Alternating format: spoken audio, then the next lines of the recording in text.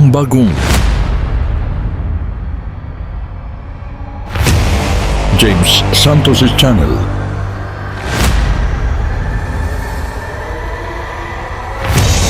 Bagong tema, bagong boses,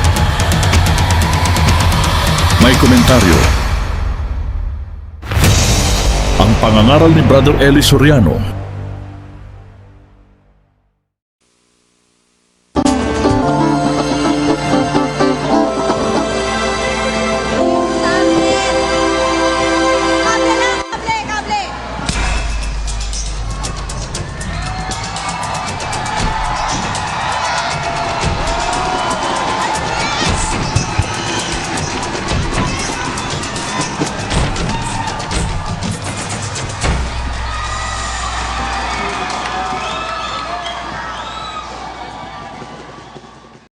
Ang mapapanood ninyo ay ang itanong mo kay Soriano, Biblia ang sasagot.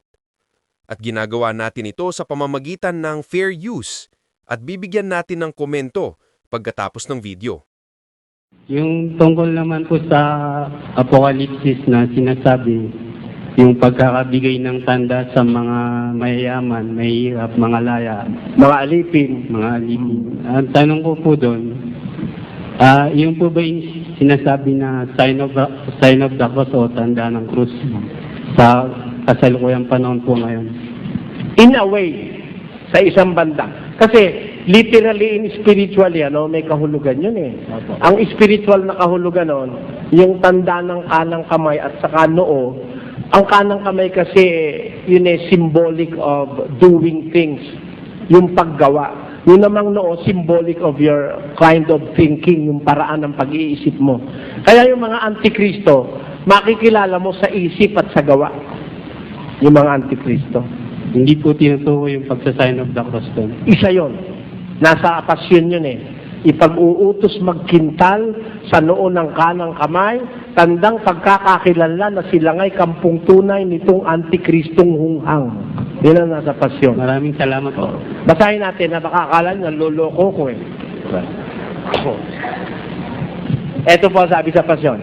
Ipag-uutos magkintal sa noo at kanang kamay, sukat pagkakakilanlan na sila nga'y kampung tunay nitong antikristong hunghang.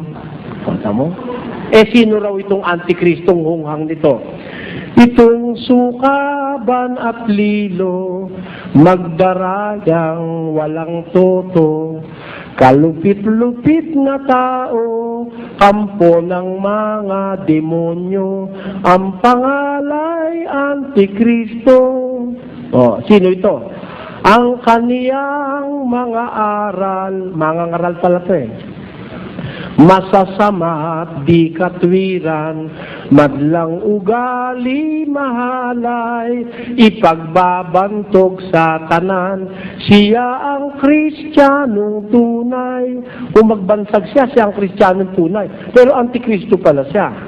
Ang mga pagmimilagro, tutulungan ng demonyo.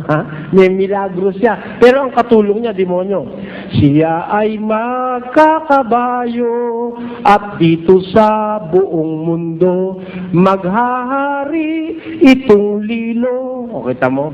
Kaya makikilala mo ang Antikristo eh. Sa buong mundo, naghahari siya. O, mag-isip kayo. Sinong mangangaral ang may corona? Hari eh, gahari eh. Ayun ang sagot. Yun ang Antikristo. Yun sinasabi sa pasyon at sinasabi sa Biblia. Yun na nga, di nagkakasala na nga ang tao.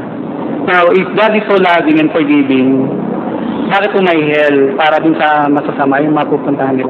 Bakit Nang gumawa po ang Diyos, ang lahat ng bagay, wala akong kasamang hell.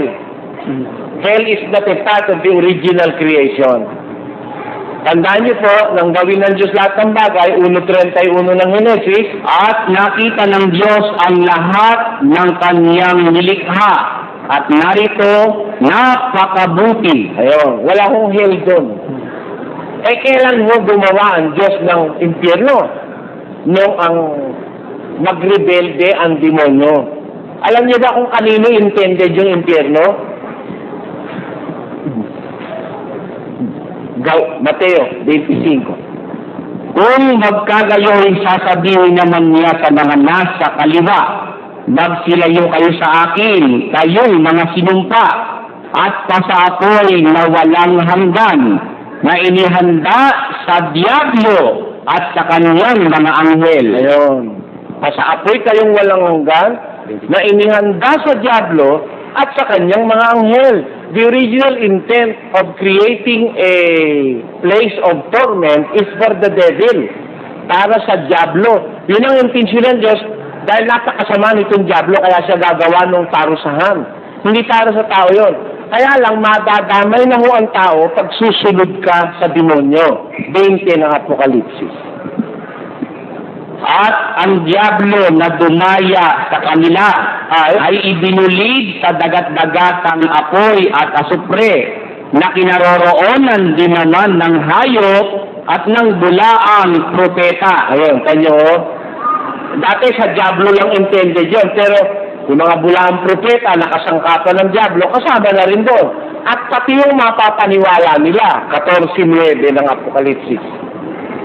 At ang ibang anghel, ang pangatlo, ay sumunod sa kanila na nagsasabi ng malakas na tinig. Kung ang sino man ay sumasamba sa hayop at sa kanyang larawan at tumatanggap ng tanda sa kanyang noo o sa kanyang kamay, ay iinom din naman siya ng alak ng kagalitan ng Diyos na nahandang walang halo sa inuman ng kanyang kagalitan, at siya ay pahihirapan ng apoy at asupre sa harapan ng mga banal na anghel at sa harapan ng kordero, at ang usok ng hirap nila ay napaiilang lang magpakailan-kailanman, at sila'y walang kapahingahan araw at gabi. Silang mga nagsisamba sa hayop at sa kanyang larawan, at sino mang tumatanggap ng tanda ng kanyang pangalan. Pati mo yung makukumbinsi ng hayop ng demonyo, kasama na rin sa parusa. Bali, ang tanong ko po doon, habang panahon po itong magdurusa, yung mga taong nagkasabi. Ayun noon sabi roon, sila'y pahihirapan ng apoy at asupre, magpakailan-kailanman. Ako, magulang. Bakit po? Alam niyo kung bakit? Kasi ang demonyo po is eternal. Pagka hinintuan ng Diyos yung parusa, makakalabas ang demonyo. Tutuloy ko lang po. Sabi ako po, magulang ako. Napakasama ng anak ko. Talagang grabe, pumatay na siya ng tao, ganyan, nakakulong, hindi pa rin nagsisi. Pero mahal ko yan kahit anong mangyari, kahit nasan siya, mahal ko pa rin siya. And kung ako lang may power, kesa nakita kong naghihirap to, hindi ko pa pwede mawala na lang parang bula. Pwede ho. Pwede ho yun. Pero, ganito yun. Isang side lang ang tinignan nyo eh. Kasi isa lang. Kasi para ba sa inyo, isa lang ang anak nyo. Alam nyo, ang Diyos maraming anak. Pagka yung isang anak ng Diyos ninakawan mo, anak ka rin. Yung pinaghirapan ng isang anak ng Diyos ninakaw mo, hindi ka naman naghirap. Pareho kayong anak. Mahal ka ng Diyos. Hindi niya ba mahal itong naghirap na pinagnakawan mo? Kaya ang justice, double blade yan eh. Samantalang pinaparusahan mo yung masama, ginagantimpalaan mo naman yung mabuti. Yun ang true justice.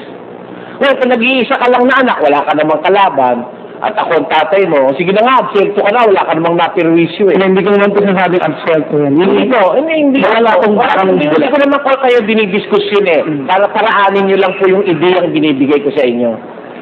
Kung halimbawa, isa lang ang anak ko, ako ang Diyos. Kasala siya, gumawa siya ng masama. Madali naman patawarin anak kita eh. Pero pag hindi kita paparusahan, paano ko naman ililigtas yung mga iba kong anak? Kasi pag di kita pinarusahan, pati ito magiging gago na rin eh.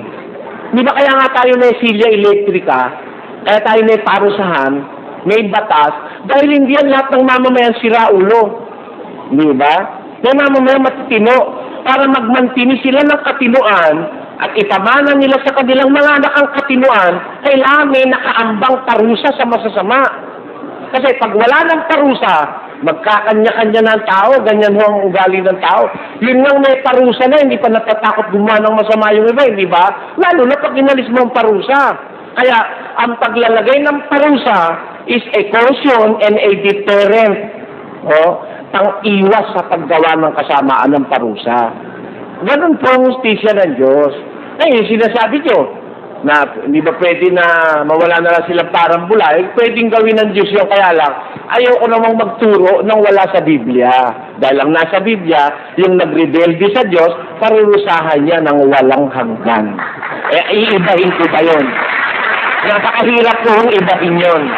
I just don't want to offer voluntarily my own opinion that will be against the opinion of what is written in the Bible. Kaya po, ninyo ko maaasahan doon. Ang sagot ko sa inyo, yung nasa Biblia.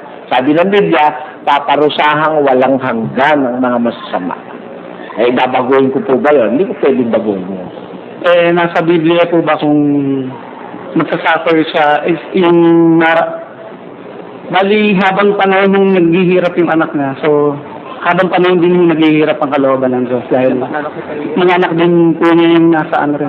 Hindi ko po alam sa kalooban ng Diyos. Hindi ko po alam sa kalooban niya dahil hindi ko naman malalaman buong-buo yung kanyang nararamdaman as God, ano? Alam niyo, ganito po yan eh. Ang totoo, ang kinikilala lang namang anak ng Diyos, yung mga sumusunod sa kanya. Yung hindi sumusunod, anak ng demonyo, tawag ng Biblia ron eh. Bali po ang 8:44 po ng Juan, pakinggan nyo. kayo'y sa inyong amang Diablo at ang mga nais ng inyong ama ang ibig ninyong gawin. Ayun, sabi ni San ng Panginoong Jesus, yung mga ayaw sumunod sa Diyos, kayo'y sa inyong amang Diablo. Anak ng demonyo pala lalabas, hindi anak ng Diyos. Dalawang klase tao, isang anak ng Diyos, isang anak ng demonyo. Palagay nyo, kaninong anak yung pastor sa binangonan na nirape yung 4 niyang anak na babaeng bata? Kayo ngayon ang lumagay sa lagay ng Diyos, di ba kayo magagalit po sa walang niya na yan? Pati yung 4 na taon niyang anak, nirape niya. Yung ba, anak ng Diyos yun? Pero pastor yun. Born again. Kaya ikaw man lumagay sa lagay nung ina, saka sa lagay nung bata. Siyempre, iintindihin din ng Diyos yung nararamdaman nung naagrabyado eh. Ganun ang hustisya eh. Iintindihin mo rin yung nararamdaman nung naagrabyado, hindi lang yung umagrabyado ang iintindihin mo. Ay, pag halimbawa naman, nirape na yung 4 mong anak, tapos dinala pa sa langit. Nagkita-kita sila ngayon mag-aamaron.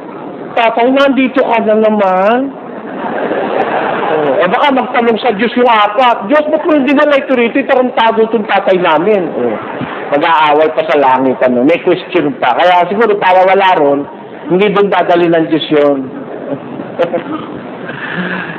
Ipagpaubaya na ho natin sa Diyos. Anyway, alam niya naman ang pinakamabuti sa atin. I just don't want to volunteer my own opinion. Salamat. Ako po naniniwala para sa aking pagsasaliksik. Ang programa nga nating daan ay nag-practice ng rightly dividing the word of truth. Kasi po sa aking pagsasaliksik, napatunayan ko na may panatag na turo. Ang basihan po ngayon sa ating kapanahunan, turo. Ngayon po, ang tanong ko po related po dun sa ating topic. Ang tanong ko po, doon po sa Mateo 28:19, ang 11 alagad ni Kristo may utos na dahil dito, magsiyaon nga kayo at gawin ninyong alagad ang lahat ng mga bansa at isilay inyong bautismuhan sa pangalan ng Ama, Anak at Espiritu Santo. Mayroon pong turo. Ngayon po, doon po naman po sa 1 Corinto 1:17, sabi po doon kay Apostol Pablo na isa ring alagad, apostol sa mga hintil, sabi po, sapagkat ako'y naparito upang hindi bumautismo, magturo bautismo, kundi upang mangaral ng Ebanghelyo. Hindi sa karunungan ng salita, baka wala ng kabuluhan ng krus ni Kristo. Ang tanong ko po, kasi po, dapat sila nakakasundo. Ba't mo naman kakaiba yung ihabilin ni Kristo doon sa 11 alagad at kay Apostol Pablo? Hindi ganon. Pag paumanin mo, huwag ka magagalit. ang lahat ng mga alagad lumalakad sa isang espiritu. Meron silang complete and perfect harmony. Basahin natin. Hindi baga kami ay nagsilakad sa isang espiritu. Hindi baga kami ay nagsisunod sa gayunding mga hakbang. Ayun. Di ba kami ay nagsisilakad sa isang espiritu? Di ba kami sumusunod sa gayunding mga hakbang? The very manner that was taught by Jesus Christ, yun ang kanilang sinusunod. Pero let us examine further the declaration of Paul in 1 Corinthians 1:17. Basahin natin. Sapagkat hindi ako sinugo ni Kristo upang bumautismo, kundi upang mangaral ng Ebanghelyo. Ngayon. Ang tanong, bumotismo ba si Pablo? Bautismo po. Oh. Pero sa 14 po, nagpapasalamat po siya. Kasi po, konti lang po yung binotismohan niya. Kasi Oo, sa Korinto. Opo. Ganito. Nagpapasalamat ako sa Diyos na hindi ko binautismuhan ang sino man sa inyo, maliban kay Crispo at kay Gayo. Bakit? Nakita niya yung mga hindi niya binotismuhan na yon na naging member. Ang sabi nung iba, ako ika kay Pablo. Ako ika kay Cephas. Sabi naman nung isa, ako'y kay Kristo. Ang sabi naman nung isa, siya'y kay Apollos. Nagkaroon ng division kasi sa Corinthian, sa church at Corinth. Nagkanya-kanya sila ng paborito. Mabuti na lang hindi ko kayo binotismuhan, sabi niya. Kasi kung ako nagbotismo sa inyo at nataon akong pinili nyo, lalabas para bang isinalig ko kayo sa akin. As if I have introduced myself to you. I have caused myself to be received by you. Hindi si Kristo lalabas. Ganun lang ibig niya sabihin doon. Pero, nagpapasalamat ako, hindi ko binotisman sino man sa inyo, malibang kay Kristo at kay Gayo. Sapagkat hindi ako sinugo ni Kristo upang bumotismo, kundi upang mangaral ng Ebanghelyo. Nabotismohan ko rin naman yata yung sambahayan ni Estepanas, pero maliban sa mga ito, wala na akong natatanda ang iba pa. He is not so sure, pero yun lang ang nare-recall niya, no? Pero the question is, nagbotismo siya. Ngayon, bakit niya sinabing, hindi ako sinugo para bumotismo, kundi upang mangaral na Ebanghelyo? Kasi evangelist si Paul, hindi naman siya baptizer eh. Meaning, ang weight ng kanyang ministry nasa evangelism, hindi nasa baptism. Pero makakapag-baptize siya. Kaya lang, ang preference niya yung evangelism. Kaya nga sa mga lugar-lugar, kung kailangang magbautismo, kung kailangang merong maiwan, ang ginagawa ni Paul ito, sa Titus chapter 1 verses 5 to 9, ganito, pakinggan mo kapatid.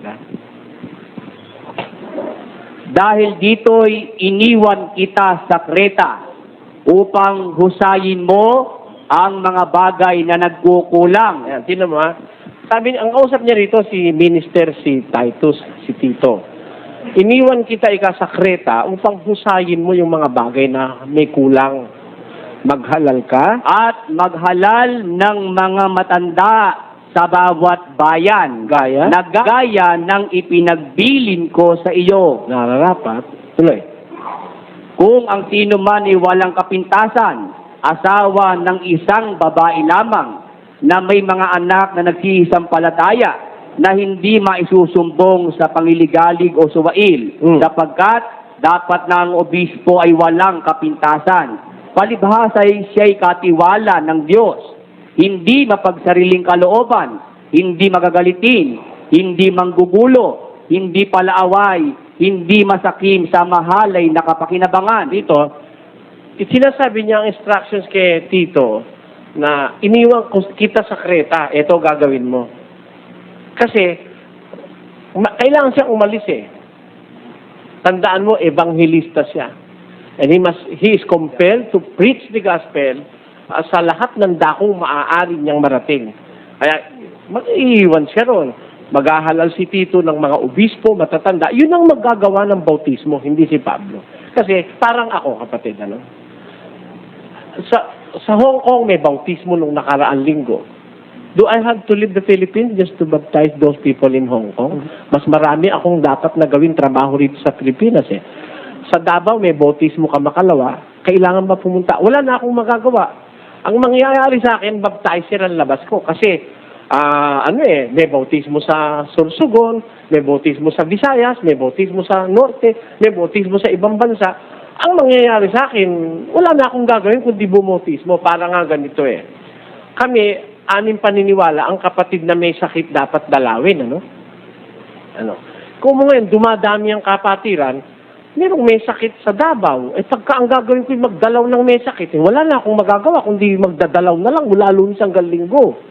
Therefore, kailangan kong maglagay ng mga katiwala. Kaya sa amin, merong baptizer dun sa Visayas, may baptizer sa Mindanao, but I am doing the evangelistic work of preaching the gospel from here to the world over. Kasi, kaya ko naman nasasabi yon, ang tapes ko pinapadala sa Amerika, sa Taiwan, sa Saudi Arabia, nakikinig sila ron sa pamamagitan ng tape-recorded service, Ang evangelism sa akin, bahala na yung mga kasama ko mag-baptize, dumalaw sa may sakit. Kuminsan, pagkakailangan talagang dumalaw sa may sakit, kagaya ngayon, meron akong dadalawing may sakit, pagkatapos nito, saka pa lang ko dadalaw. Tamo? Merong urgency ang work eh. Yun ang dapat mong bigyan ng priority. Yun ang ibig sabihin ni Pablo. Ang priority niya is to evangelize, not to baptize. Tatanong ko lang po sa inyo kung halimbawa dumating yung Kristo ngayon, huhukumin na ho tayo. Ano po magiging kalagayan ng mga taong nabubuhay pa sa pagdating ng paghuhukom ni Kristo? Biglang-bigla po siya dumating ngayon. Halimbawa, dumating siya ngayon, na-tiyempuhan tayo ngayon dito. Ang magiging kalagayan kamo? Apo. 24 ni Mateo. Kung magkagaling sa bukid ang dalawang lalaki, ang isa ay kukunin at ang isa ay iiwan. Dalawang babaeng nagsisigiling sa isang gilingan, ang isa ay kukunin at ang isa ay iiwan. Pagdating ni Jesus, may kukunin eh. May maiiwan. Yun po namang mga bago pa lang po ng batay na hindi po nakahatulan. Bago pa lang? Yung mga bago pa lang po ng batay, pero hindi po nakahatulan. Saan po magiging kalagayan nito? Bago pa lang namatay? Opo, yung kamamatay pa lang po. Kahit na biglang-biglang namatay. kahit matagal ka naman patay na, hindi ka naman nahatulan agad eh. Ganito kasi kapatid, Pagdating ni Jesus, kukunin niya muna lahat yung mga kasama doon sa kukunin niya. Yung mga buhay na kukunin niya. Yung mga patay na mababait, matutuwid, kukunin niya rin yung bubuhay niya yun. Naiiwan ngayon dito yung iba. Pagkaraan ng 1,000 taon, bubuhay naman uli yung mga ibang patay. Tapos doon lang maghuhukom. Doon lang hahatulan yung mga natira. Pero yung mga kinuha niya, hindi nakasama sa hatol yun. Pakinggan mo 4:16. Sapagkat ang Panginoon din ang bababang mula sa langit na may isang sigaw, may tinig ng arkanghel at may pakakak ng Diyos. At ang nangamatay kay Kristo ay unang mga bubuhay na mag-uli. Kung magkagayon, tayong mga bubuhay na nangatitira ay aagawin kasama nila sa mga alapaat upang salubungin ng Panginoon sa hangin at sa ganito'y sa Panginoon tayo magpakilanman. Ayun, pagka dumating si Jesus, yung mga nangamatay kay Kristo, mabubuhay na mag-uli. Tapos yung mga nabubuhay namang mga kay Kristo, aagawin kasama nila sa alapaat. Dadalhin na ron. Maiiwan ngayon yung mga hindi kay Kristo. Siguro kasama rin mga Mormons, mga Muslim, mga kung sino-sino ayaw kumilala kay Kristo, maiiwan. Ito ho, kundong ko naman kay Kristo ito. Sa Korinto 15, talatang 24, at darating ang wakas, pagkatapos malupig ni Kristo ang lahat ng kaharian, pamahalaan at kapangyarihan, ibibigay na niya sa Diyos at Ama ang paghahari. sapagkat si Kristo dapat maghari hanggang malupig niya ng lubusan, mapasuko ang kanyang mga kaway. Ang kahuli-hulihang kaway na kanyang pasusukuin ay ang kamatayan. 28. Kapag ang lahat ay nasa ilalim ng kapangyarihan ni Kristo, ang anak naman ay papailalim sa kapangyarihan ng Diyos. Maglalagay sa lahat ng bagay sa ilalim ng kapangyarihan niya. Ngayon, lubusan maghahari ang Diyos sa O, kita kalahat-lahat. nyo, di iba si Kristo, iba yung Diyos. All right. Ito ang tanong ko. Ah. When Christ was here on earth, He was the teacher, unang-una, sa mga apostol.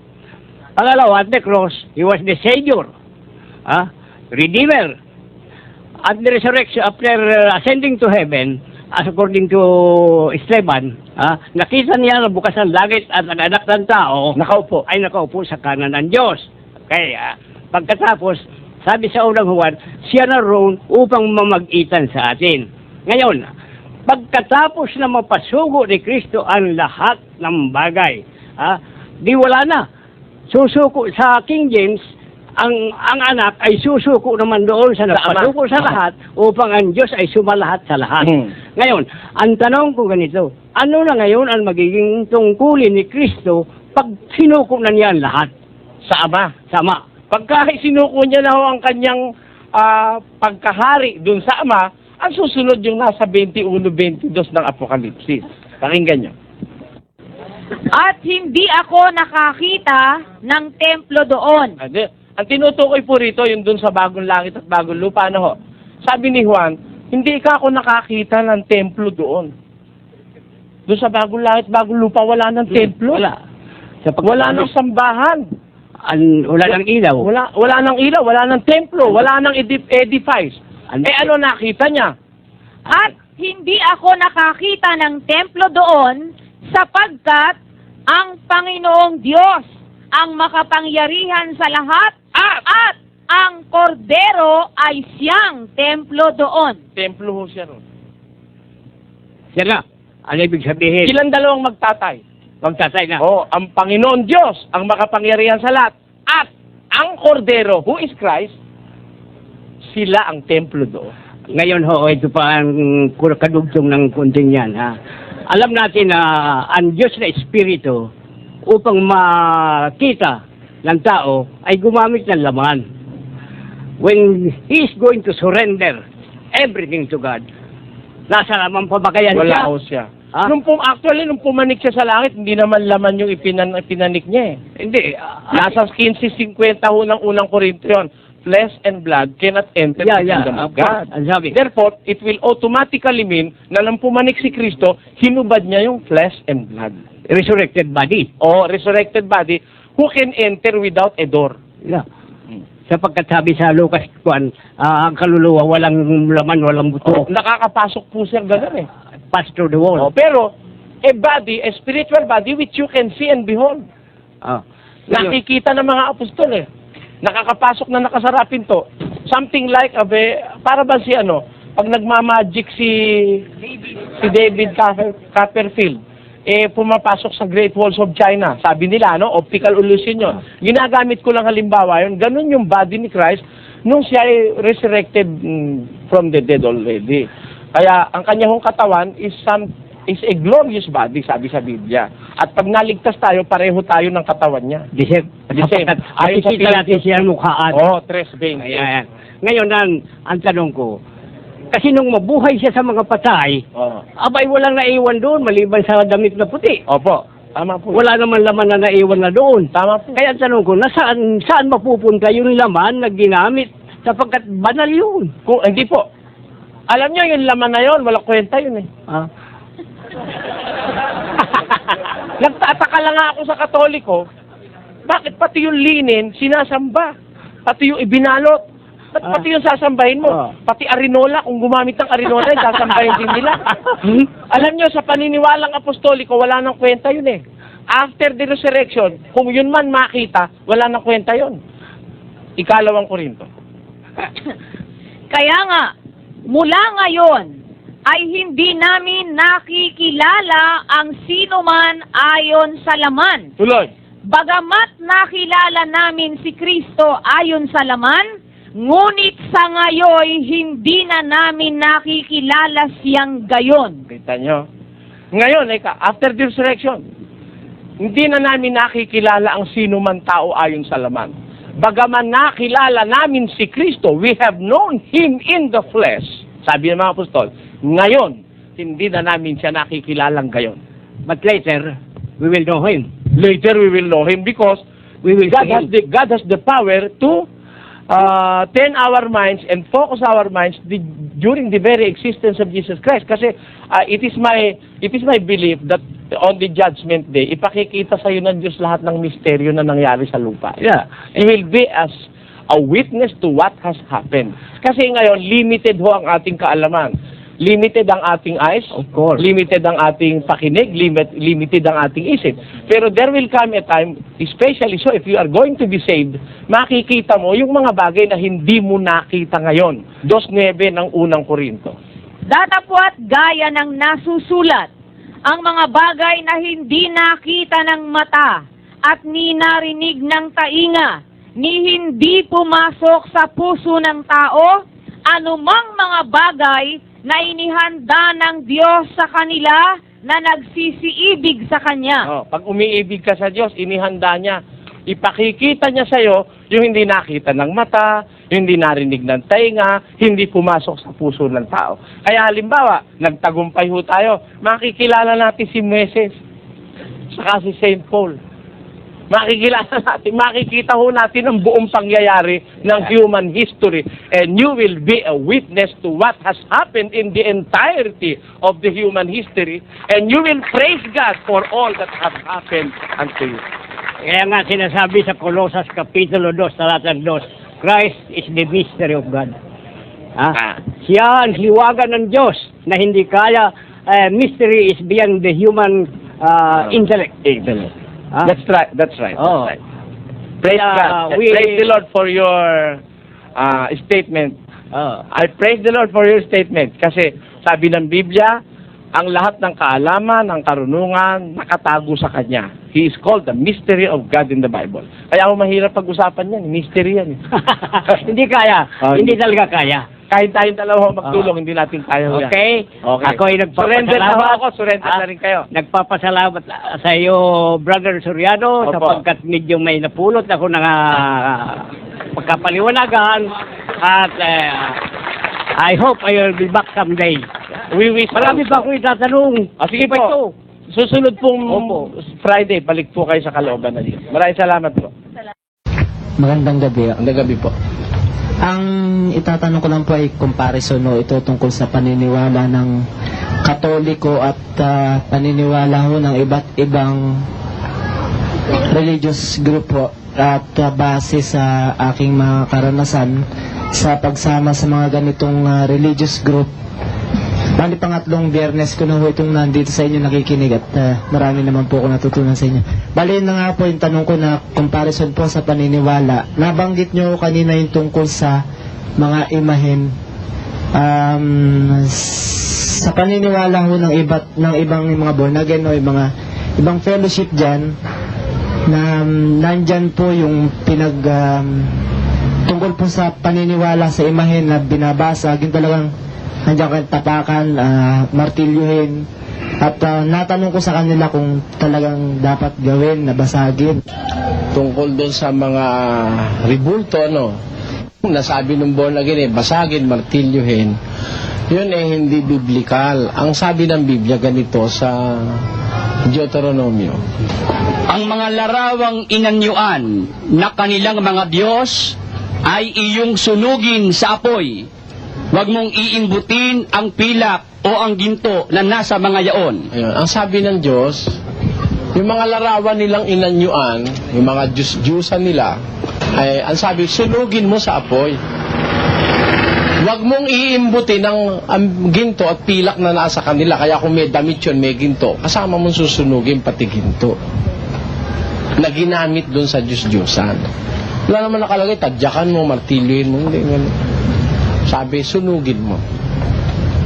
Yun ang sabi ng Diyos. Nasa Deuteronomio yan, 7:25. Siyempre, saan ka tayo susunod? Sa Diyos o sa mga haka-haka ng mga pastor? Mas gusto ko na sa Diyos. Kaya halimbawa, kahoy yun, sunugin mo. Di ba, no? Ngayon, kung bakal yun, sunugin mo rin. Kung hindi masunog, baon mo. Pero para martilyohin mo, tadyakan mo, labag na ho yun sa sinasabi sa Biblia. Ang sabi, sunugin. Ngayon, bakit dapat daw na, yun daw larawan ni Kristo, imahe ni Kristo, bakit susunugin? Hindi ho larawan ni Kristo yun eh. Wala hong photography nung nandito si Kristo sa lupa. Kaya, kung yan larawan ni Kristo, ba't iba-iba? Merong magkaganda-gandang lalaki. Yung sa kursilyo na kahit saan ka pumunta, parang nakatingin sa'yo yung mata. Diba? Pagkaganda-gandang lalaki nun. Kung gano'n siguro Kristo, nagpila-pila siguro mga babaeng miyembro sa iglesia nung araw, ano? Pakaganda eh. Meron naman pangit. Payat na payat, nakalabas ang ribs. Kaya ako, personally, hindi ako naniniwala si Kristo ganun kapayat. Na nakalabas ang ribs. Hindi maganda ang pangangatawan ni Kristo. Pero hindi maganda lalaki. Kung babatayin natin Biblia, si Kristo hindi naman maganda lalaki. Pakinggan nyo. Sapagkat siya'y tumubo sa harap niya na gaya ng sariwang pananim at gaya ng ugat sa tuyong lupa. Walang anyo o kagandahan man. At pagka ating minamasdan siya, ay walang kagandahan na mananais tayo sa kanya. Siya'y hinamak at itinakwil ng mga tao, isang taong sa kapanglawan at bihasa sa karamdaman, at gaya ng isa na pinagkublihan ng kanilang mukha ng mga tao, na siya'y hinamak at hindi natin hinalagahan siya.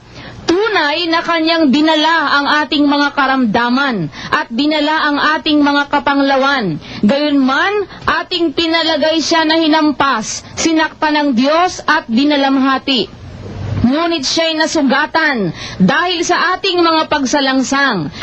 Siya'y nabugbog dahil sa ating mga kasamaan. Ang parusa ng tungkol sa ating kapayapaan ay nasa Kanya. At sa pamamagitan ng Kanyang mga latay ay nagsigaling tayo. Ayun. Wala tayong kagandahang mananasaman pag tinitignan mo siya. Kaya si Kristo hindi ganun kaganda lalaki. That is the proof na hindi totoo yung sinasabi nila, yun ang imahe ni Kristo, the image of Christ, no. The image represent exactly what the creature is, or what the thing is. The image is the exact replica of the thing. Tandaan niyo po yun. Ang image is the exact replica of the thing. Bakit po sa nilaki-laki ng paraiso at napakalawak naman ho ng mundo na kanyang nilikha, bakit naman yung bawal, yung punong ipinagbabawal, doon pa inilagay sa gitna ng paraiso na kinatisuran ng ating lunong Eva at Adan, kaya nagkasala na ating minana. Ano ho ang dahilan ng Diyos at doon inilagay? Alam po nyo, ang Eden po, ang tinutukoy nyo, no? Ang Eden po is a botanical garden. Isang hardin na kinaroroonan ng iba't ibang mga punong kahoy na po pwedeng kainin ng mag-asawa. Isa hong karanasan ang nagpapakita sa atin na yung mga puno ng kahoy may mga pistihur yan. May mga sumasalakay na mga insekto na nagdudulot ng piste. Ano? Yun hong inilagay ng Diyos sa gitna. Isang uri ng punong kahoy na hindi dapat kainin ng bunga. No? Yung po bang bunga yun, pwedeng malaman kung ano yun? Hindi ho. Hindi ho. Yun ho, isang uri ng punong kahoy na hindi dapat kainin ng bunga. Ano ho ba ang silbi ng punong kahoy? May punong kahoy, ang kanyang silbi, yung puno. May punong kahoy, ang silbi niya, yung bunga. May punong kahoy, ang silbi niya, yung kanyang dahon. Kaya merong ginagawang shade trees, merong fruit trees, may lumber trees. Ayan. Yun hong nasa gitna na bawal kainin ng bunga, hindi po para sa bunga ang pakinabangan, kundi yung kanyang presensya ron. Natuklasan ho ng siyensya na meron tinatawag na intercropping. Halimbawa, nagtatanim ka ng palay, sinasalakay ng tungro at saka ng mga piste. Yung intercropping, magtatanim ka ng isa pang halaman sa tabi ng palay na kinatatakutan ng tungro para wag pumunta yung tungro. Ako po naniniwala, kaya inilagay ng Diyos yung sa gitna para sa kapakinabangan ng ibang puno. Ayun. Tantaboy sa piste. Matakaw masyado itong si Eva at si Adan eh. Ang dain namang makakain, ba't pati yung bawal kinain pa? Ano bang, gusto ko lang ano ba yung bungang yon na ipinagbabawal? Nakakain po yun, literal. Literal. Ba't naging bawal yon? Kasi nga po hindi intended yon para kainin. Hindi mo... Ang katunayan ho, ng kainin nila Eva yon, nag-umpisa silang makaramdam ng kamatayan. Yung deterioration ng kanilang katawan. Alam niyo po itong ating katawan, meron ditong nagsusustini ng buhay, meron naman pumapatid ng buhay. Meron hong mga lason. Yun mailalagay natin sa kategorya ng lason sa katawan. Parang ganito, yung sigarilyo, no? Lason yun eh. Hindi lang basta bigla mamamatay ka eh. Unti-unti kang papatay nun. Akala ko bang paraiso, isang lugar na walang eternal, walang kamatayan. Hindi naman ho kasi direktong paraiso yun eh. Alamanan ng Eden. Ayun. Ang paraiso po nasa ikatlong langit ayon sa Biblia. Ikatlong langit. Ikatlong langit. Yung kinalalagyan ng nasa itaas. Ng paraiso. Ayun. Yun ang nasa Biblia. Di lumalabas sa parang dito sa lupa. Ano po? Sa lupa hula ang naganap yun. Oo. Ayun. Lupa yun. Ba't tinawag kong kwan? Eden na ano nga? Kasi po yung Eden, ang ibig sabihin nun isang halaman ng inaalagaan nasa direktong pag-aalaga ng Diyos yun sa ni Adan Excuse me? Ano purpose ng Diyos at inilagay pa niya yung kondoon? Yung bawal na puno? Yun nga po. Gaya nga po na sabi ko sa inyo, may kanya-kanya silbi ang puno. Ayun. Hindi yun para kainin, kundi may ibang silbi yun. Lahat po kasi ng ginawa ng Diyos may silbi Sabagay. Pati yung damong makahiya meron wag nyo naman sabihin kakainin yun, igugulay yung damong makahiya. Magtatai kayo. Teka ho, merong... Ibig ko sabihin, may silbi yun. Ayun. Binabagit niyo na hindi lang isa Diyos. Ilan po ba yung Diyos na binabagit sa Biblia? Sa Biblia kasi meron tinatawag na Godhead May terminong Godhead sa Biblia.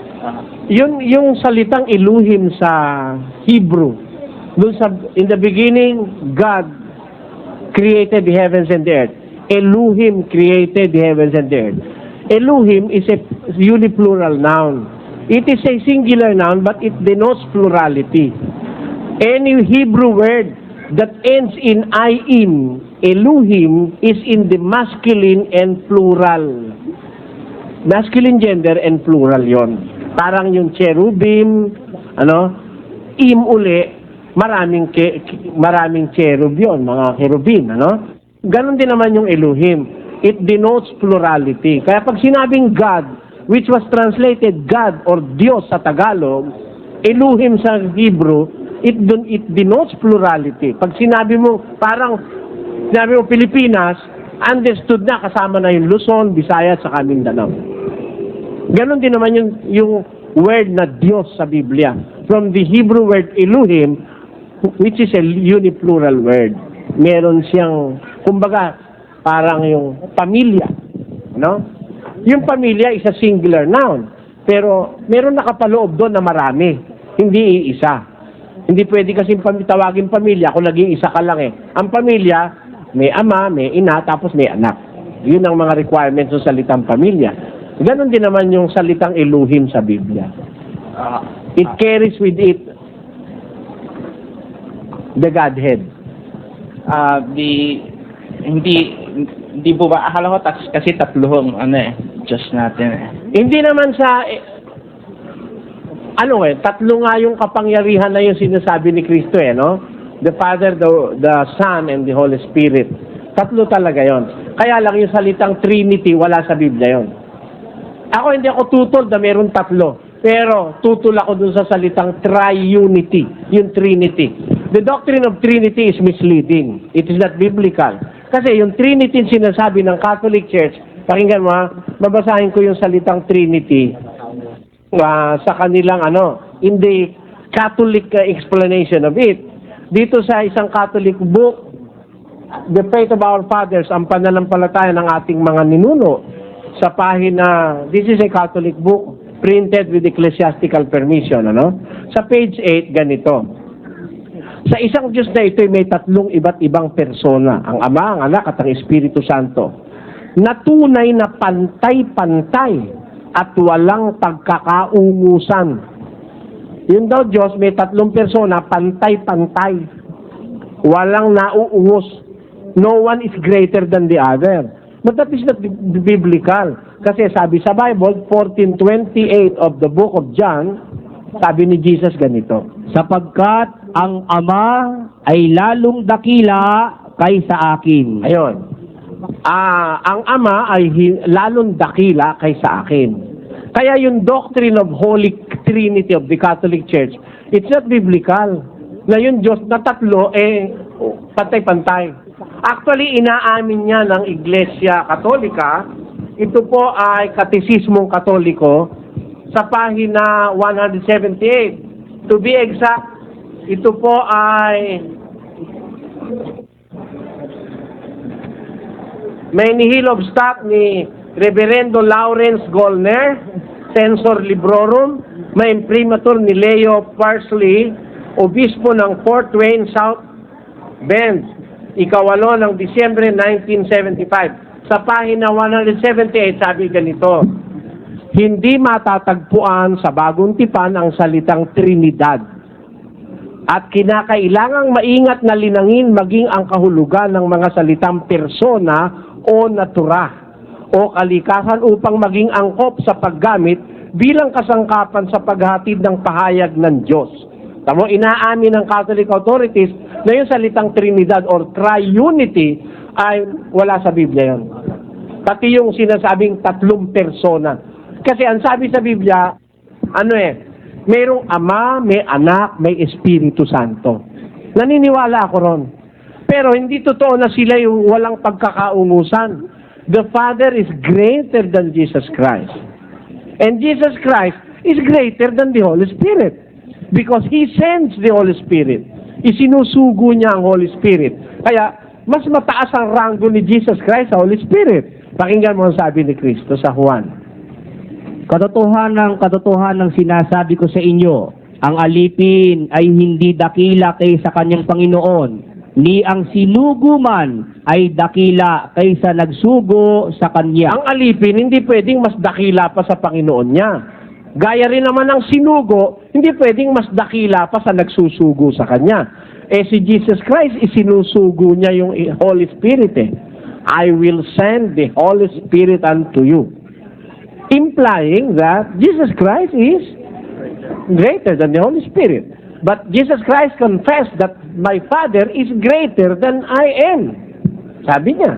Kaya, hindi totoong walang pagkakaungusan. 11:3 of the book of 1 Corinthians, it says, pakinggan mo, Tatapwat ibig ko na inyong maalaman na ang Pangulo ng bawat lalaki ay si Kristo, at ang Pangulo ng babae ay ang lalaki, at ang Pangulo ni Kristo ay ang Diyos. Kita mo? Ang Pangulo ng babae, lalaki. Ang Pangulo ng lalaki, si Kristo. Ang Pangulo ni Kristo, ang Diyos. O di mas mataas si Diyos kay Kristo. Kasi sa mga iglesia ni Kristo meron hula sa awit 80:17. Basahin natin.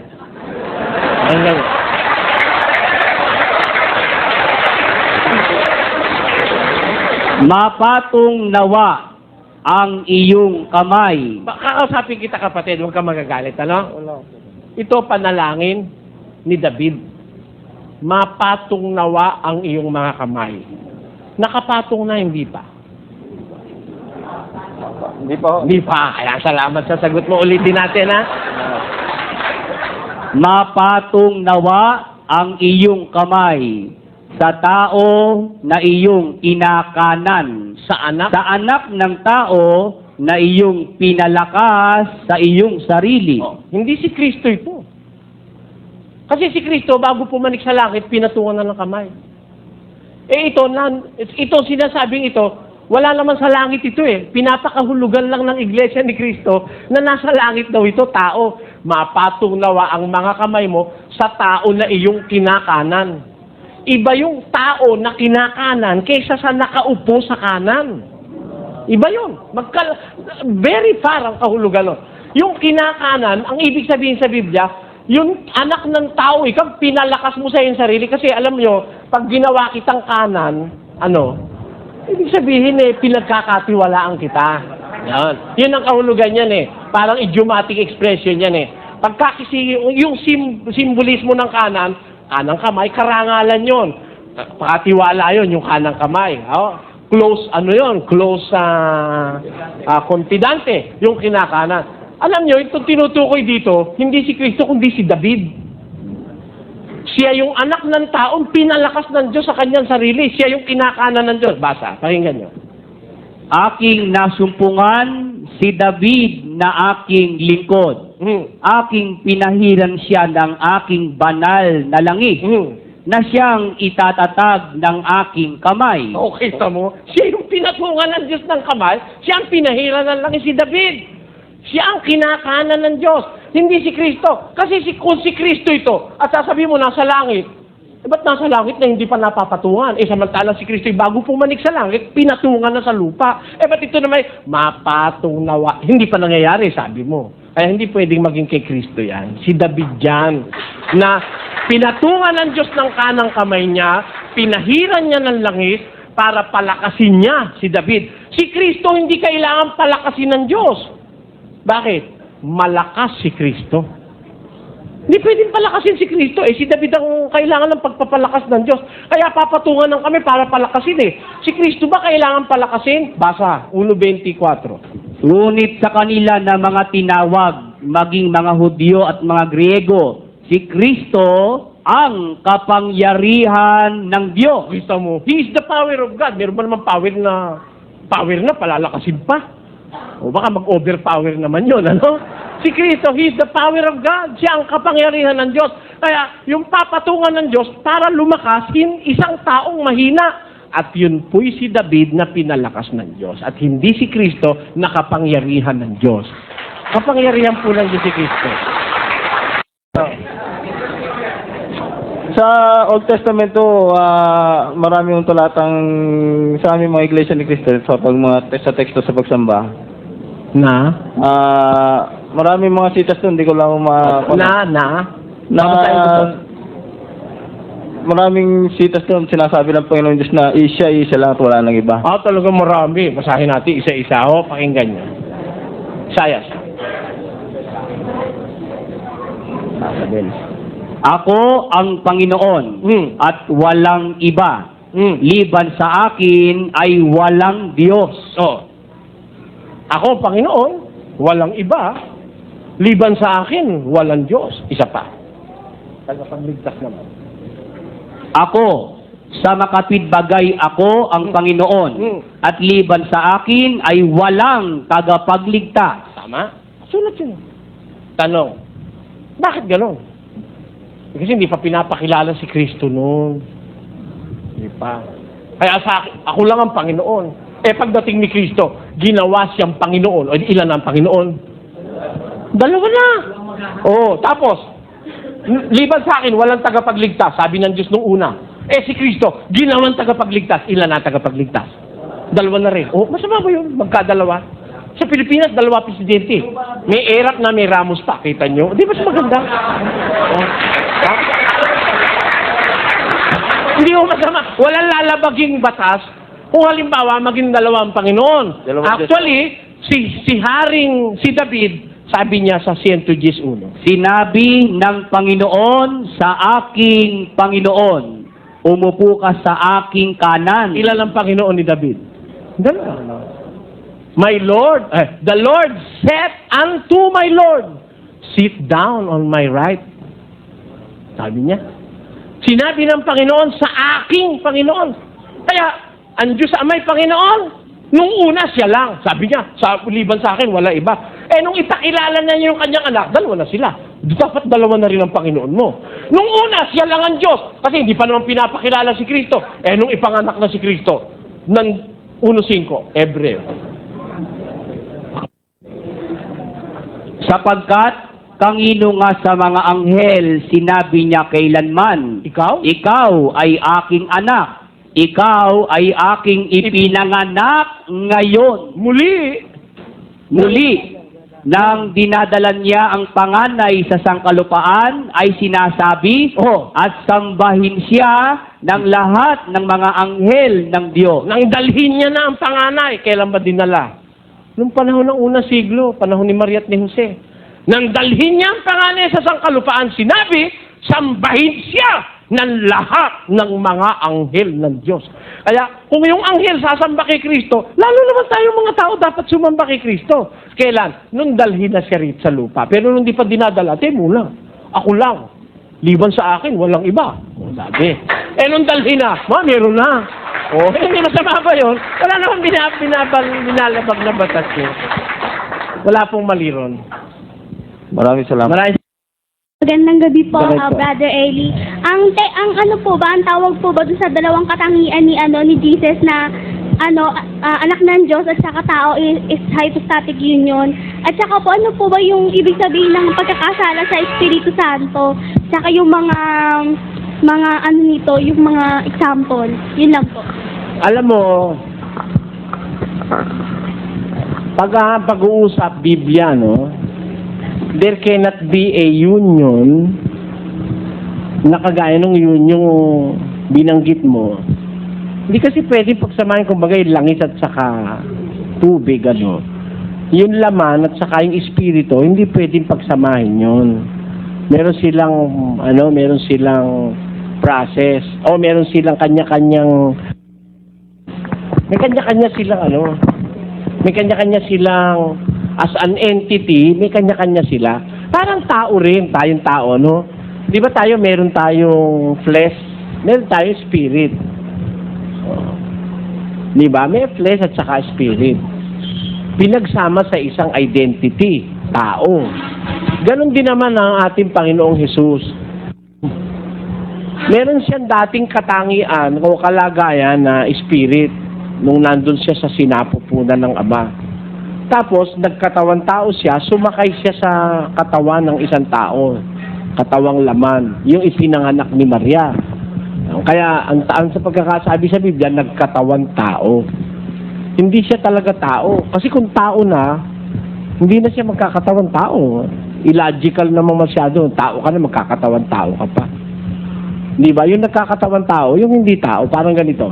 Nagsababae, nag-anyong babae. Hindi babae yun, lalaki yun. Nagdamit ng babae, nag-lipstick, nagkulot, nag-ponytail, maaari nagsabit pa ng hikaw, naglagay pa ng padding dito. Kung tita mo talaga, naluloko nga yung mga Japanese Dahil nagjajapayuki silang Japayuki rin ang tawag doon Meron akong kilalang gano'n, Japayuki raw siya, nakausap ko Paano ka ako nag-Japayuki? Itsura mo na yan. Paano, brother, pagka na-make-up na, hindi na kami, lalo na paglasing na ang hapon, hindi na masyado nahalat. Ganun pala yun. O, di nagan yung babae. Pero lalaki, parang ganun, nagkatawan tao, hindi tao. Ngayon, yung sinasabi mo na union, kapatid, hindi ko masyado narinig kung ano yung union sinabi mo Wala sa Biblia kasi yung ganun Basta sa Biblia, nagkatawan tao. Hindi ko masyado narinig yung sinabi niya kung anong union yun Ngayon, yung kanyang pangalawang tanong, yun daw ba, ang tawag doon? Ano ba raw yung kasalanan sa Espiritu Santo? Yung ba ang sabi mo, kapatid? Ano yung kasalanan sa Espiritu Santo? Yung ba ang tanong niya? Yung kasalanan sa Espiritu Santo? Yung paggawa o pagsasalita ng laban sa Espiritu Santo, sa Holy Spirit. Agaya nung ginawa ng mga Hudyo. Si Kristo, nagpapagaling siya sa pamamagitan ng Espiritu Santo ng Diyos, Ang katulong-tulong nung nagkatawang taong Jesus, na si Kristo, yung Espiritu Santo ng Diyos, nagpapagaling siya. Sabi ng mga Hudyo, kaya ka nakakapagpagaling dahil sa demonyo, kay Beelzebub. Si Beelzebub, prinsipe ng mga demonyo yun Biro mo, para nilang pinapasama ang Espiritu Santo. Kaya nakakapagpagaling si Jesus Christ dahil sa Espiritu Santo. Nasa kanya, kasama niya, ang Diyos. Tapos pinaratang na yun daw si Beelzebub. Ayun, kasalanan yun, salita na yun. Kasalanan yun sa Espiritu Santo. Yung bang parang pinasasama mo yung Espiritu Santo ng Diyos, yun ang kasalanan sa Espiritu Santo. Pero meron pang iba, hindi lang natin kayang matapos. Marami kasi yan Meron sa Bibliang mga 6 na kasalanan sa Espiritu Santo. 6. Sa susunod, malalaan mo rin yung kapatid. Sa Genesis ho, bakit ang Holy Spirit is sitting on top of the water? Pero wala pa namang sinasabi yung kasulatan na nag-create na ng water si God. Ganito po kasi yon. Yung abundance of the water is kasi ang water po is a compound element Hindi ba? Ito po yan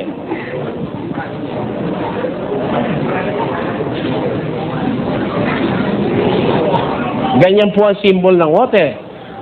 Hydrogen 2, oxygen 1. At an atom of hydrogen plus at 2 atoms of hydrogen plus an atom of oxygen makes up water. Hindi po ba? 2 molecules of hydrogen, 1 molecule of oxygen, water. Ang nakalagay, lelanganin Diyos, ing banwa at ing labwat. Ing banwa po, atin niyang gases Our atmosphere is composed of 78% nitrogen,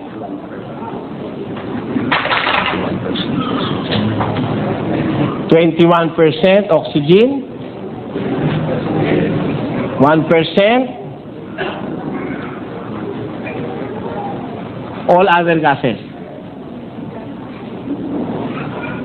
Kaya yung methane, hydrogen, kaya nakarinig mayaliwang gases, carbon dioxide, helium, etc. Because of the abundance of oxygen and hydrogen in the atmosphere, pwedeng pwedeng maghalo para magkaroon ng tubig in its liquid state. Diba? Ngayon, ang Espiritu ng Diyos nasa ibabaw ng tubig. Ano ginagawa niya? Bakit nandun siya? The Spirit of God is moving upon the face of the waters. Kasi may gagawin siya. 104:30 po ng araw. Tutubod me ingke kang espiritu, malalalangla, at babayo me ing lupa na ning gabun. Ayan. Ing espiritu, malalang yan naman Yaing mag-prepare ken landscape niya, ikichet ang ilog kening abakan. Lalang nening Espiritu Santo ito. Deng ilog, den diet malat, den plato, imang pinatubo. Anya, ka rin makayabat yung Espiritu ng Diyos, yang mag-shape ka rin lupa na ning labwat.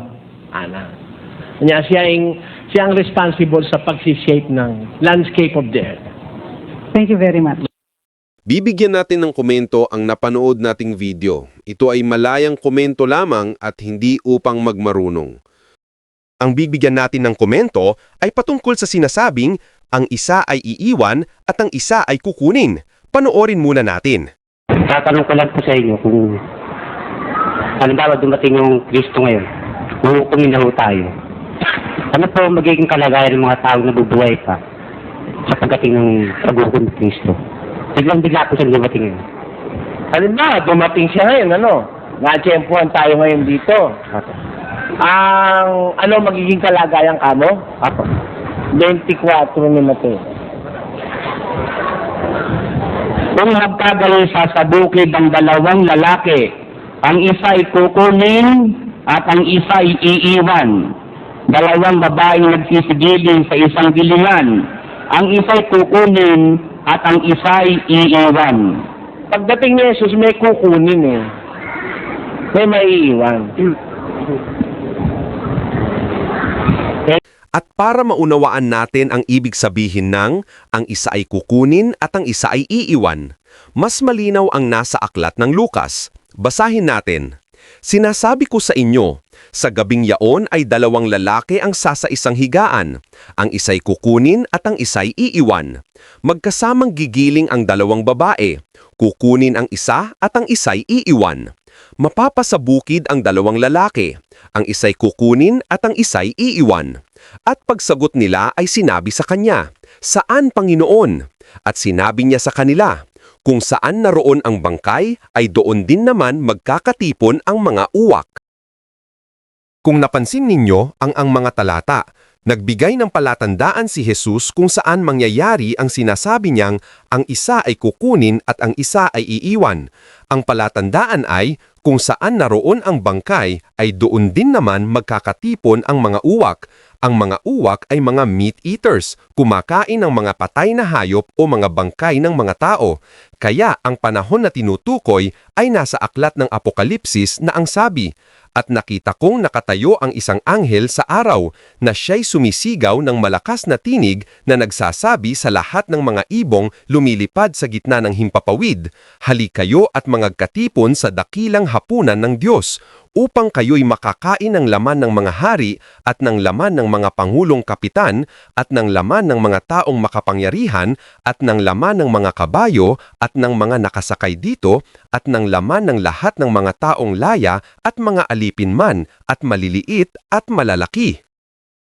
Ito pala ay mangyayari sa panahon ng digmaan. Ito ay ang digmaang Armageddon. Ang ibig sabihin na ang mga kukunin ay ang mga mapapatay sa digmaan at ang mga maiiwan ay ang mga natirang buhay. Mababasa yan sa aklat ni Mateo.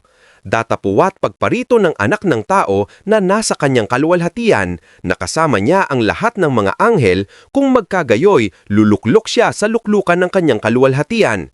At titipunin sa harap niya ang lahat ng mga bansa, at sila'y pagbubukdin-bukdin niya na gaya ng pagbubukod-bukod ng pastor sa mga tupa at sa mga kambing. At ilalagay niya ang mga tupa sa kanyang kanan, datapuwat sa kaliwa ang mga kambing. Ang mga tupa na tinutukoy ang siyang papasok sa 1,000 taon na paghahari ni Hesukristo. Bakit ko nasabi na ang mga kukunin ang mga mapapatay? Hindi ba inihalimbawa nga ni Jesus si Noah na sa bahang gunaw ay ang naligtas at ang naiwan ay ang pamilya ni Noah? Balikan natin ang nasa aklat ni Lucas. At kung paano ang nangyari sa mga kaarawan ni Noe ay gayon din naman ang mangyayari sa mga araw ng anak ng tao. Sila'y nagsisikain, sila'y nagsisiinom, sila'y nangangasawa, at sila'y pinapag-aasawa hanggang sa araw na pumasok sa daong si Noe at dumating ang paggunaw at nilipol silang lahat. Yung mga nalipol, sila ang mga kinuha ng baha at ang naiwan ay ang pamilya ni Noah. At basahin lang ninyo ng tuloy-tuloy ang mga kasunod na mga talata. Yan ang pinagbatayan kung bakit sinabi ni Jesus ang isa ay kukunin at ang isa ay iiwan. At tungkol sa tanong ng matanda tungkol sa katawan ni Kristo. Ang tanong ko, kasi nung mabuhay siya sa mga patay, abay walang naiwan doon maliban sa damit na puti. Opo, tama po. Wala naman laman na naiwan na doon. Tama po. Kaya ang tanong ko, saan mapupunta yung laman na ginamit sapagkat banal yun? Kung hindi Ang katawan na yon ay pinalitan na ng bago. Yun pa rin ang katawan ni Jesus na ginamit niya sa lupa pero bagong katawan na. Hindi naman nagbago ang anyong panglabas ni Jesus. Yun nga lang binago na at maluwalhating katawan na pwede sa langit at pwede rin sa lupa. Kaya nga hindi siya nagpahipo kay Magdalena. Dahil pupunta muna siya sa langit sa Ama. At ang dapat unang humipo sa kanya ay ang Diyos Ama. Sinabi sa kanya ni Jesus, "Huwag mo akong hipuin, sapagkat hindi pa ako nakakaakyat sa Ama, ngunit pumaroon ka sa aking mga kapatid, at sabihin mo sa kanila, aakyat ako sa aking Ama at inyong Ama, at aking Diyos at inyong Diyos." Ito ang katunayan na, pagkatapos niyang makausap si Magdalena, ay umakyat siya sa langit at nakipagkita sa Diyos Ama, at siyang unang hihipo sa maluwalhating katawan ni Jesus. Maling sabihin na ang katawang unang ginamit ni Jesus sa lupa ay walang kwenta. Ang katawang ginamit ni Jesus ay nilalang ng Espiritu Santo at hindi sa pamamagitan ng laman at dugo. Kaya ingat tayo sa ating mga pinagsasabi, lalo na kung lalang ng Espiritu Santo. Bakit po sa nilaki-laki ng paraiso, at napakalawak naman ho ng mundo na kanyang nilikha, bakit naman ho yung bawal, yung punong ipinagbabawal, doon pa inilagay sa gitna ng paraiso na kinatisuran ng ating lunong Eva at Adan, kaya nagkasala na ating minana. Ano ho ang dahilan ng Diyos at doon inilagay? Alam po nyo, At tungkol naman sa tanong sa punong kahoy na pagkakaalam sa mabuti at masama na inilagay ng Diyos. Kung iintindihin lang ninyo, ay ito ang pagsubok ng Diyos kay Adan kung susunod ba siya o hindi. Kaya ngang sinabi ito ng Diyos kay Adan. Basahin natin. Datapu at sa kahoy ng pagkakilala ng mabuti at masama ay huwag kang kakain, sapagkat sa araw na ikaw ay kumain niyon ay walang pagsalang mamamatay ka. Kaya nga nagbibigay ang Diyos ng utos para subukin ang mga tao, kung susunod ka o hindi. Pero hindi nakinig sa Diyos si Adan at nakinig siya sa tinig ng kanyang asawa. Kung tinatanong ninyo ang original sin, yan ang unang kasalanan ng tao, ang hindi makinig sa tinig ng Diyos. Sa Genesis ho, bakit ang Holy Spirit is sitting on top of the water? Pero wala pa namang sinasabi yung kasulatan na nag-create na ng water si God. At tungkol naman sa tanong ng babage, tungkol sa papaano nalikha ang tubig ay nalikha na sa sinasabi sa Genesis Kapitulo 1, versikulo 1, nung malikha ng Diyos ang langit at ang lupa, lahat ng mga laman ng mga langit at mga laman na nasa lupa. Yung nasa Genesis Kapitulo 1, versikulo 3 patuloy ay recreation na lamang o muling isinaayos ng Diyos ang lupa sa loob ng 6 na araw. Kasi ang palatandaan ay ang sinasabi sa Genesis Kapitulo 1, versikulo 2. Basahin natin sa English para maunawaan natin ng husto at sa paggamit ng salitang was. In the beginning, God created the heaven and the earth. And the earth was without form and void, and darkness was upon the face of the deep, and the Spirit of God moved upon the face of the waters. Ang salitang was ay salitang past tense. Ang ibig sabihin ay ginagamit ito dahil may mas naunang pangyayari. Ang naunang pangyayari na ang mundo ay nalikha ng Diyos na ang mundo dati ay maayos at maganda. Pero pagdating sa Genesis Kapitulo 1, versikulo 2, ay may nangyari na ang mundo ay naging sira at wasak at nakalubog sa tubig. Ano ba ang salitang ginamit sa Hebreo sa salitang was? Ang ginamit na strong number ay H1961 na hao-yaw na ang ibig sabihin ay to become na sa Tagalog ay naging. Gaya ng sinasabi sa Genesis Kapitulo 1, versikulo 2 na ang mundo ay naging sira at wasak. Kaya ang sinasabi sa Genesis Kapitulo 1, versikulo 2 ay isang paggunaw na ginawa ng Diyos sa mundo. At ang mga sumunod na pangyayari ay isinaayos muli ng Diyos ang mundo sa loob ng 6 na araw. Ang mundo lamang ang nasira at wasak at hindi ang kalangitan. Tinakpan ng Diyos ang langit upang ang liwanag ng araw ay hindi makapasok sa mundo at naging globong yelo upang lahat ng mga nanasa lupa ay walang makaligtas na mga nilalang sa mundo. Kung nagustuhan ninyo ang napanood ninyong video, please like, share, and comment. At maraming salamat sa inyong suporta upang manatiling buhay ang aking channel. Maraming salamat sa panonood.